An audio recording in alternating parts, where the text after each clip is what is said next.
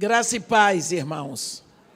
Vamos abrir as nossas Bíblias no capítulo 9 do segundo livro de Samuel.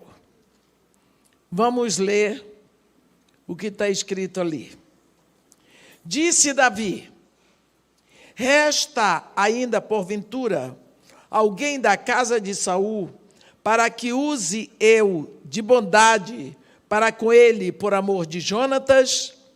Havia um servo da casa de Saul, cujo nome era Ziba. Chamaram-no que viesse a Davi. Perguntou-lhe o rei: és tu Ziba? Respondeu: eu mesmo, teu servo. Disse-lhe o rei: não há ainda alguém da casa de Saul, para que use eu da bondade de Deus para com ele? Então Ziba respondeu ao rei: ainda há um filho de Jonatas, aleijado de ambos os pés. E onde está? Perguntou-lhe o rei. Ziba lhe respondeu: está na casa de Maquir, filho de Amiel, em Lodebar. Então mandou o rei Davi trazê-lo de Lodebar, da casa de Maquir, filho de Amiel. Vindo Mefibosete, filho de Jonatas, filho de Saul, a Davi, inclinou-se, prostrando-se com o rosto em terra. Disse-lhe Davi: Mefibosete. Ele disse: eis aqui teu servo. Então lhe disse Davi: não temas, porque usarei da bondade de Deus para contigo por amor de Jonatas teu pai, e te restituirei todas as terras de Saul teu pai, e tu comerás pão sempre à minha mesa. Então se inclinou e disse: quem é o teu servo, para teres olhado para um cão morto tal como eu? Chamou Davi a Ziba, servo de Saul, e lhe disse: tudo o que pertencia a Saul e toda a sua casa, dei ao filho do teu senhor. Trabalhar-lhe-ás, pois, a terra, tu e teus filhos e os teus servos, e recolherás os frutos, para que a casa de teu senhor tenha pão que coma. Porém, Mefibosete, filho do teu senhor, comerá pão sempre à minha mesa. Tinha Ziba 15 filhos e 20 servos. Disse Ziba ao rei: segundo tudo quanto meu senhor o rei manda a seu servo, assim o fará. Comeu, pois, Mefibosete à mesa do rei como um dos seus filhos. Tinha Mefibosete um filho pequeno cujo nome era Mica. Todos quantos moravam na casa de Ziba eram servos de Mefibosete. Morava Mefibosete em Jerusalém, porquanto comia sempre à mesa do rei, ele era coxo de ambos os pés. Amém. Nós temos aqui diante de nós um momento em que Davi, enfim, tinha sossegado um pouco das guerras e de tudo aquilo que sucedeu com ele após a morte de Saul. Ele tinha conseguido tudo, ele conquistou todas as terras, ele teve todas as vitórias. Davi estava bem e agora ele tinha sido entronizado em Jerusalém, assumido o seu posto, agora ele era o rei de Israel e o rei mais famoso daquela época. Então ele parou e teve tempo para pensar no que tinha sido a vida dele até ali. Desde que ele foi tirado, como diz a Bíblia, de trás da malhada, para então entrar como guerreiro. E ele teve tempo de lembrar de alguma coisa que aconteceu antes. Às vezes a nossa vida vai num corre-corre, não é? Nós fazemos uma coisa e a outra, e não temos tempo de parar para pensar no que está acontecendo. Foi naquela hora que Davi, então, lembrou que ele hoje era o rei de Israel. Mas ele estava assumindo ali um posto que todo mundo achava que seria de Jonatas, porque o primeiro rei de Israel foi Saul, e Jonatas era o príncipe herdeiro do trono. Então, só que quando teve a guerra, então morreu Saul e morreu Jonatas. Quem era Jonatas, então? Davi não lembrou apenas de Jonatas como o príncipe herdeiro de Israel, mas como um homem que tinha feito aliança com ele. Nós lembramos que houve entre Davi e Jonatas uma aliança que estendia proteção para a família. Eu vou ler aqui, no capítulo 20 de 1 Samuel, eu vou ler o que está escrito. Disse Jonatas a Davi: o Senhor, Deus de Israel, seja testemunha. Amanhã ou depois de amanhã, a estas horas, sondarei meu pai. Se algo houver favorável a Davi, eu te mandarei dizer. Mas se meu pai quiser fazer-te mal, faça com Jonatas o Senhor o que este aprover. Se não tu fizer saber eu, e não te deixar ir embora, para que sigas em paz. E seja o Senhor contigo, como tem sido com meu pai. Se eu, então, ainda viver porventura, não usarás para comigo da bondade do Senhor, para que não morra? Nem tampouco cortarás jamais da minha casa. Isso significa da minha família, a tua bondade. Nem ainda quando o Senhor desarraigar da terra todos os inimigos de Davi. Assim fez Jonatas aliança com a casa de Davi, dizendo: vingue o Senhor os inimigos de Davi. Jonatas fez jurar a Davi de novo, pelo amor que este lhe tinha, porque Jonatas o amava com todo o amor da sua alma. Disse-lhe Jonatas: amanhã é a festa da lua, e eu não vou ler o restante, senão a gente não sai daqui. Só queria lembrar para os irmãos que houve uma aliança feita em vida entre o príncipe herdeiro do trono de Israel e o guerreiro que era Davi. E por esta aliança que foi feita, Davi iria proteger toda a descendência de Jonatas. Na opinião de Deus, aliança é coisa muito séria. Nós vemos na Bíblia toda muitos cerimoniais de aliança. E Deus é um Deus de aliança. A Bíblia é um livro de aliança. A nossa vida, a nossa salvação vem pela aliança de Deus, é a palavra de Deus, é a fidelidade de Deus. A Bíblia diz: uma aliança, ainda que meramente formada entre homens, uma vez ratificada, não pode ser desfeita, e nem a ela se acrescenta coisa alguma. Agora, esta aliança foi feita, houve um juramento, está estabelecido. Agora tem a guerra, o rei Saul morre, e na mesma guerra morre o príncipe herdeiro, que era Jonatas. Mas a aliança não morreu.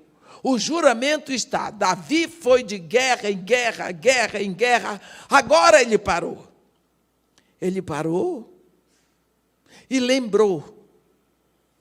Sabe por quê? Naquela época, quando um rei era deposto ou morto, matava-se toda a família, para que ninguém viesse lutar por lugar ao trono. Então, matava toda a descendência. Toda a descendência. Eu me lembro, quando eu fui morar no Iraque, tinham morto o rei, o tio do Saddam Hussein, que tinha feito a revolução de Abratas Tammuz. Ele matou o rei, matou a rainha, matou todo mundo para ninguém reclamar direito ao trono. Mas o povo do Iraque amava Saddam Hussein, mas sentia muita dor de terem morto o príncipe herdeiro do trono, porque eles amavam aquele príncipe de 17 anos. Está vendo? Mas teve que ser morto, para que ele não viesse reclamar direito ao trono. Aqui, Davi lembra, eu sou rei, mas eu não mandei matar ninguém da dinastia de Saul. Saul, quando morreu Jonatas, tinha um filho chamado Isbosete, que tentou tomar o trono há muito tempo, depois morreu. E quem matou Isbosete, inclusive, levou a cabeça para Davi. Davi vingou a morte de Isbosete. Então, Davi lembra de Saul, seguramente lembrou da vida dele de antes, como ele chegou ali, viu todo o seu percurso, e ele disse, eu tenho uma aliança feita com Jonatas. Será que Jonatas não deixou nenhum descendente? Então ele pergunta, aí entra o capítulo 9 que nós lemos hoje. Resta ainda, porventura, alguém da casa de Saul para que use eu da bondade de Deus para com ele, por amor a Jonatas? Aí disseram, olha, tem um servo da casa de Saul, cujo nome é Ziba. Chama Ziba, que ele sabe. Chamaram Ziba, e o rei perguntou para ele, Ziba, tem ainda alguém da casa de Saul para que a use eu da bondade de Deus para com ele por amor de Jonatas? Ele disse, tem um filho de Jonatas, Mefibosete, mas ele é aleijado de ambos os pés. Ora, o rei não perguntou como era, ele queria saber se tinha. Por que é que ele disse isso? Porque talvez ele quisesse dizer ao rei, ele não vai reclamar direito ao trono, ele não vai criar nenhum problema, ele é um aleijado. Mas o rei não quis saber, ele disse, onde está? E o rei, e o Ziba disse, está na casa de Maquir, filho de Amiel, em Lodebar. Deixa eu dizer para vocês quem era Mefibosete. No capítulo 4 de 2 Samuel, no versículo 4, está escrito assim, Jonatas, filho de Saul, tinha um filho aleijado dos pés.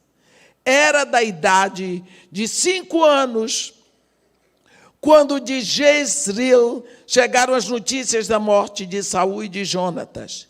Então sua ama o tomou e fugiu.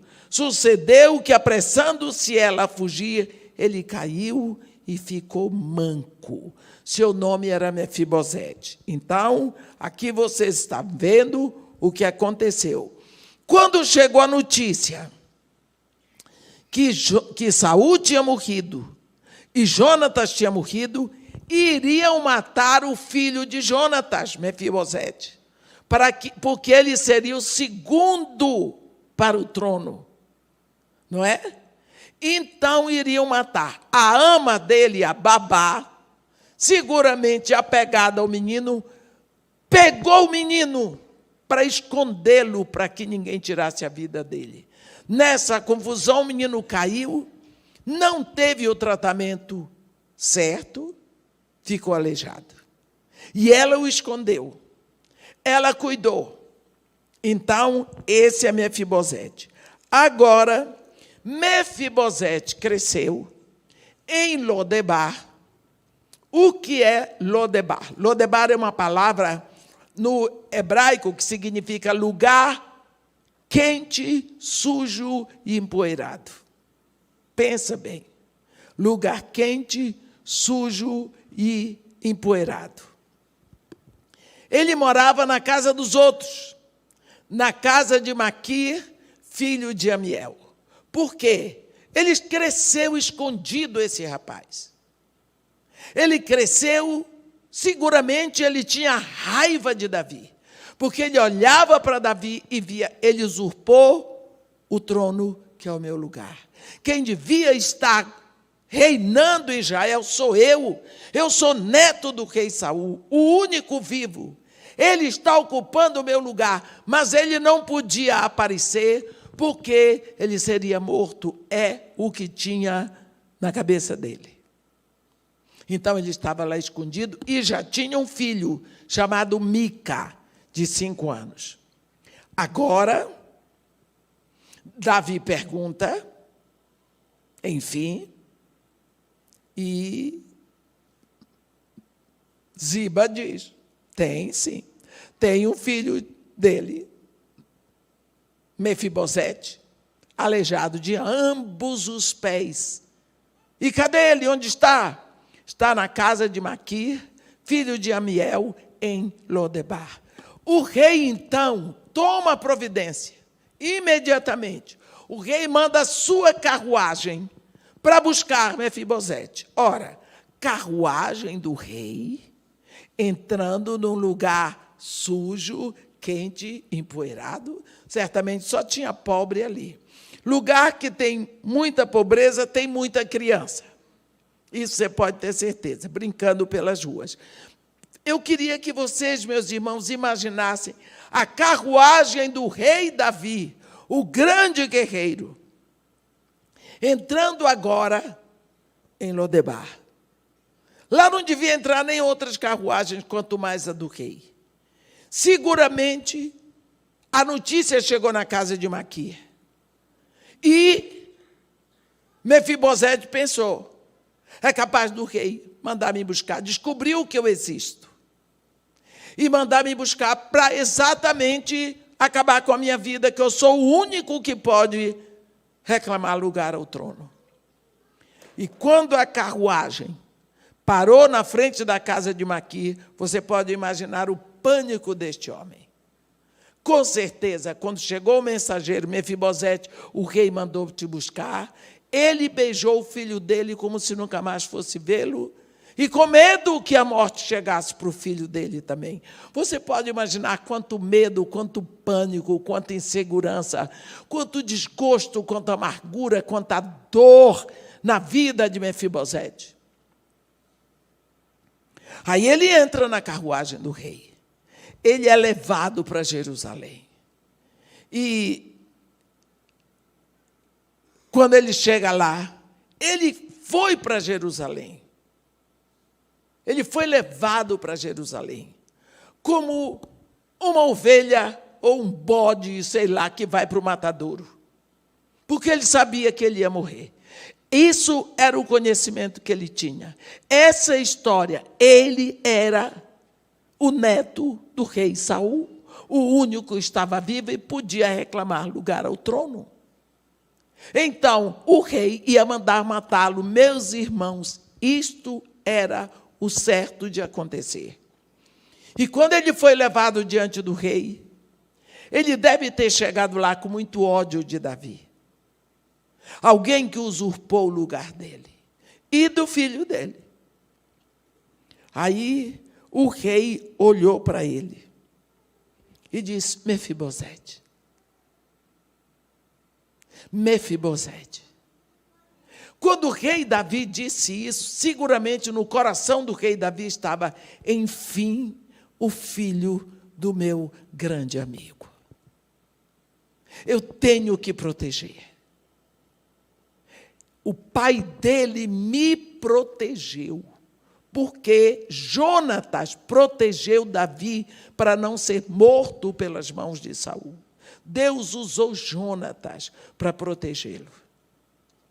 Agora, Davi via a oportunidade de proteger o filho daquele que foi tão bom com ele, que protegeu a vida dele. Então, quando Davi olha para Mefibosete, olha com muito amor e com muita dor de ver que aquele rapaz cresceu na dor, no desprezo, na pobreza, se escondendo. E ele nunca fez nada, porque não sabia da existência dele. Mefibosete, Talvez Davi queria dizer: até que enfim eu posso te ver, eu posso te abraçar, eu posso fazer contigo o que teu pai fez comigo. E quando ele diz Mefibosete, Mefibosete diz: eis aqui teu servo. Ele devia estar numa situação terrível, porque Davi diz: não temas. Ora, para Davi ter dito para ele: não temas, está escrito aqui no versículo 7 do capítulo 9. Não temas, ele devia estar tremendo todo, apavorado, porque ele achava que ia receber a sentença de morte. Não temas. Aí Davi diz: porque usarei da bondade de Deus para contigo, por amor de Jonatas, teu pai. E te restituirei todas as terras de Saul, teu pai, e tu comerás pão sempre à minha mesa. Para quem foi receber a sentença de morte, ele ganhou a cena acumulada de 10 anos. Naquela hora, ele tomou conhecimento. Quando o rei diz para ele: eu usarei da bondade de Deus para contigo por amor a Jonas, teu pai, ele entendeu que havia uma aliança de proteção. E ele não sabia. Ele entendeu que não precisava ter se escondido a vida toda. Ele entendeu que rei Davi tinha direitos para ele. Ele entendeu que quando ele não era nascido, o pai dele já tinha uma aliança que dava a ele direitos de vida e vida de qualidade.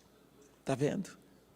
E Davi diz para ele: e tu serás meu filho, filho do rei.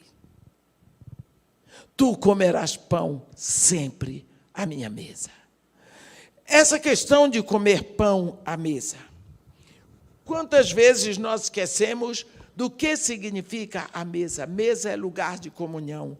Se eu sento na mesa, na sua casa, você toma o bolo, tira um pedaço do bolo para sua esposa, meu irmão, outro para o seu filho, para a sua filha, para você e para mim, o mesmo bolo, os mesmos ingredientes que foram para o seu estômago, para o estômago dos seus filhos, você deu para mim.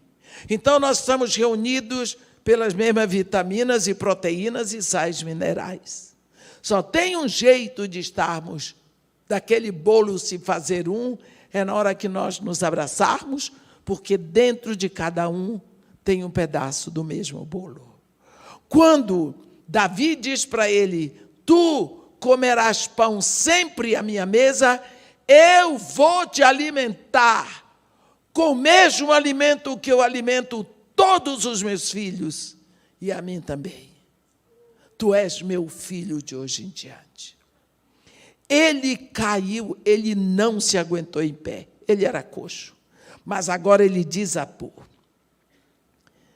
E ele diz: quem é o teu servo para teres olhado para um cão morto, tal como eu? Eu não mereço isso. Eu sou um cão morto nem late. Eu nunca poderia te ferir ou pedir lugar ao trono.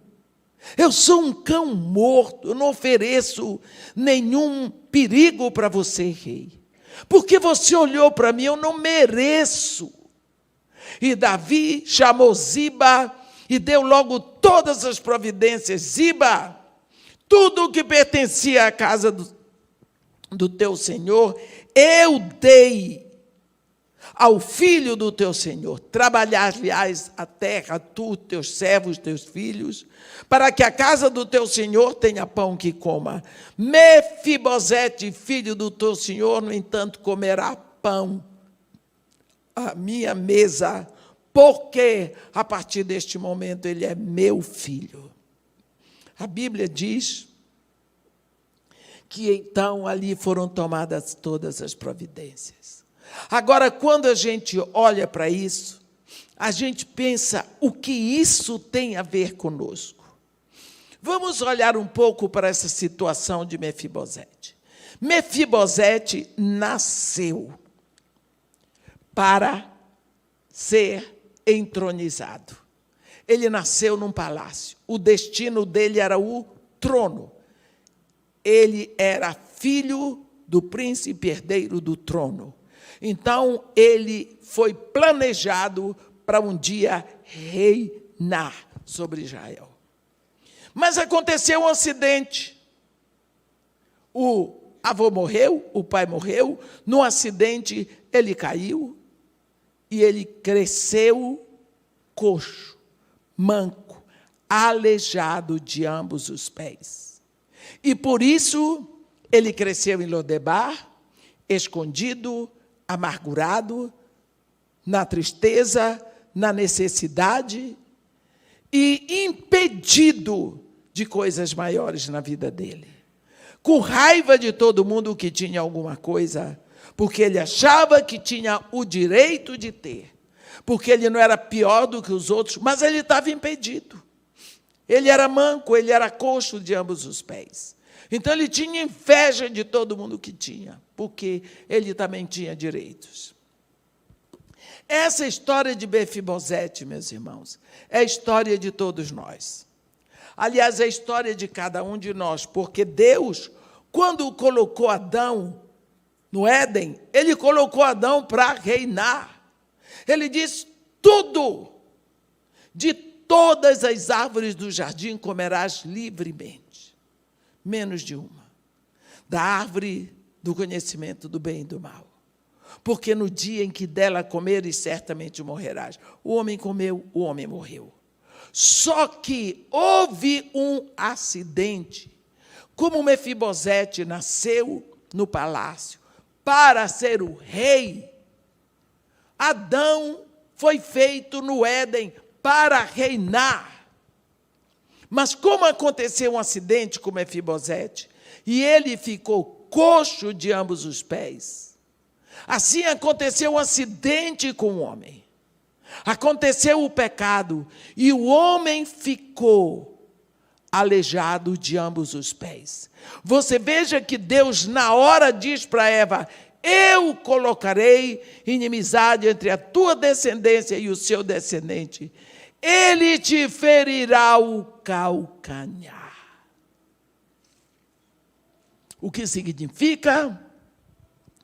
Todo homem que nasce a partir do ventre de Eva terá o calcanhar ferido.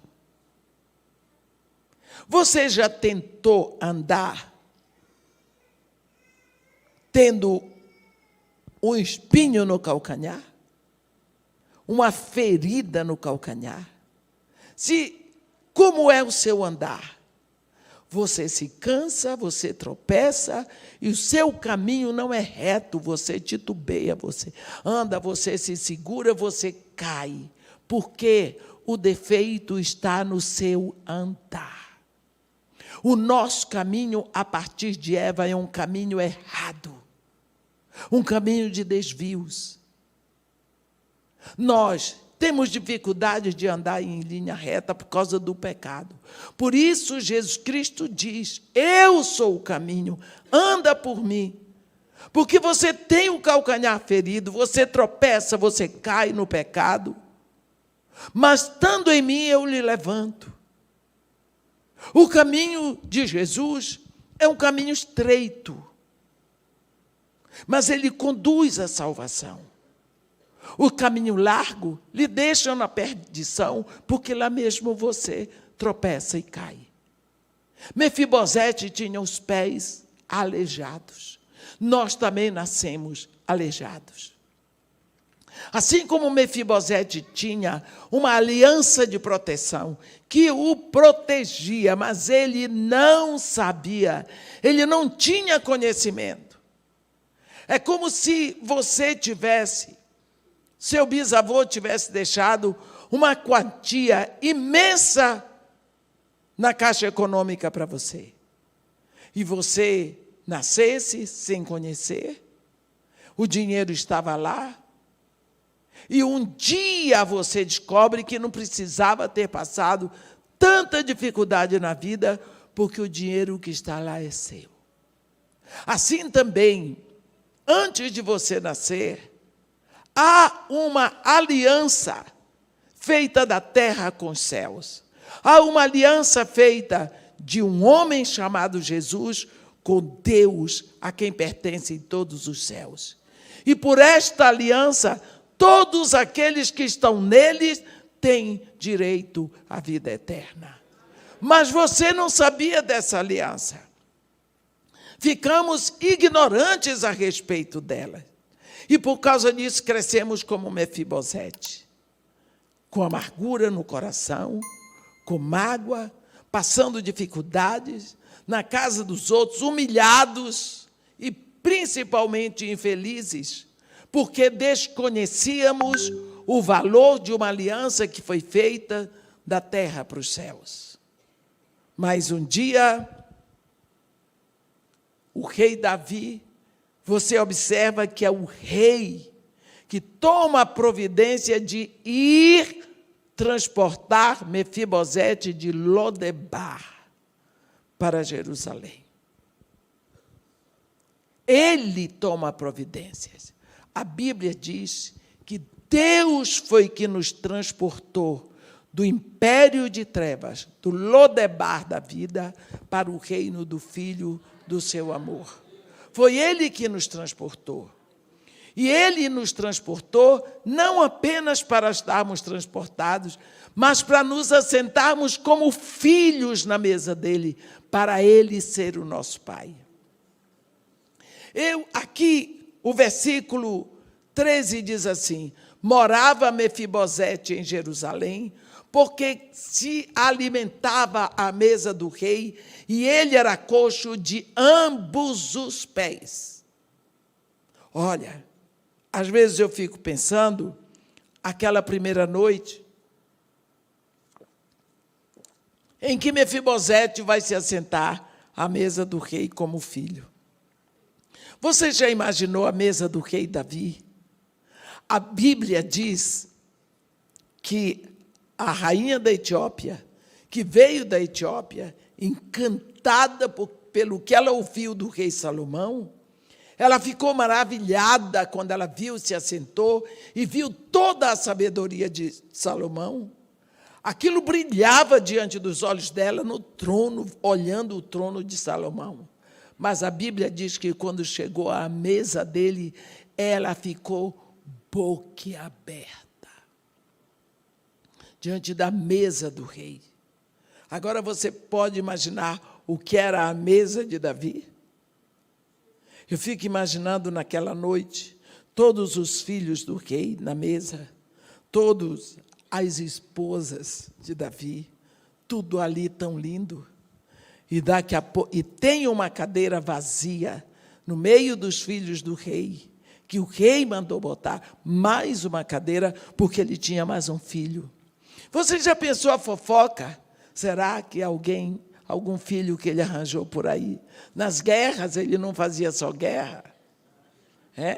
Você sabe como é a maldade do povo. E Davi também não era fácil. E daqui a pouco você ouve o pessoal lá na mesa de Davi.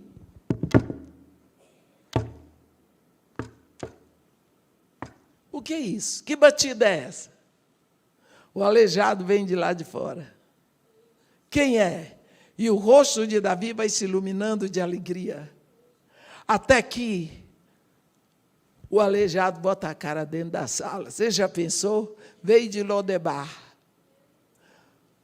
Mal arrumado. Cabelo seco assim. Não passava aqueles cremes. Não tomava as massagens. Não estava bem arrumado, ele aparece, aleijado, de ambos os pés, as moletas, lá vem ele, toque, toque, toque, o povo apavorado, e o rosto do rei se iluminando. Ele via o filho de Jonatas. Ninguém ali tinha noção, mas é só o que ele via. O quanto custou para que ele estivesse ali. E ele manda puxar a cadeira. Quando Mefibosete senta, ele se assenta. E todos se assentam. Enfim, Davi estava cumprindo a aliança, o dever dele pela palavra dada com Jonatas. Mesma coisa o nosso Deus. Ele nos transportou do império de trevas para o reino do Filho do seu amor. Mas ele nos quer como filhos. Ele tem lugar à nossa mesa como filhos. A Bíblia diz no versículo 4, ele morava na casa de Maquir, filho de Amiel, em Lodebar. Mas no versículo 13 diz que ele morava em Jerusalém, porquanto comia sempre à mesa do rei, mas era coxo de ambos os pés. Nós também, meus irmãos, nós fomos transportados do império das trevas, por causa de uma aliança que Deus fez com o seu Filho, e essa aliança foi selada com sangue. Nós estamos hoje no reino de Deus. Nós somos filhos de Deus, nós temos o nosso nome escrito no livro da vida do Cordeiro para sempre. Mas os nossos pés, eles continuam feridos, porque nós continuamos pecadores. Não é porque nós somos salvos em Jesus Cristo que deixamos de ser pecadores. A Bíblia diz que é na esperança que somos salvos. E esperança que se vê não é esperança, porque se vemos, como é que aguardamos? Nós continuamos tendo tendências e inclinações para o mal, maus desejos, maus pensamentos, mas nós somos filhos de Deus. É preciso que saibamos que o Espírito Santo nos foi dado. E nós precisamos cooperar com o desejo desse Espírito para que possamos ir vencendo todos os dias e quase a toda hora essa tendência para o mal, o pecado, como diz o autor de Hebreus, que tenazmente nos assedia, porque a nossa tendência é para a desobediência. Assim como Mefibosete passou a morar em Jerusalém, passou a comer sempre à mesa do rei e continuou aleijado, nós somos filhos de Deus. Nós estamos no reino de Deus, mas nós continuamos pecadores, precisando todas as horas na misericórdia de Deus e precisando nos render ao desejo desse Espírito que opera de dentro de nós, para que nós possamos, cada dia mais, nos ajustarmos neste caminho que se chama Jesus. Porque esse caminho é estreito, essa porta é estreita, mas ela nos conduz à salvação. Porque se nós não estamos neste caminho que é Jesus, eu sou o caminho, eu sou a verdade, eu sou a vida. Ninguém vem ao Pai senão por mim. Existem tantos caminhos largos, existem tantas portas abertas, mas um só caminho aqui conduz a Jesus, a Deus como Pai. Esse caminho se chama Jesus, e esse caminho é estreito e a porta é apertada. Então, nós precisamos sempre nos lembrar que existe aliança no dia que nós nos rendemos a Jesus Cristo. Nós entramos, o Pai nos transportou do império de trevas, hoje nós temos acesso à mesa do Pai, mas precisamos estar com nossos olhos abertos às nossas tendências e inclinações, porque a nossa tendência é pecaminosa. Amém? Que Deus nos abençoe e nos guarde, que faça resplandecer o seu rosto sobre nós e tenha misericórdia de todos nós. Amém.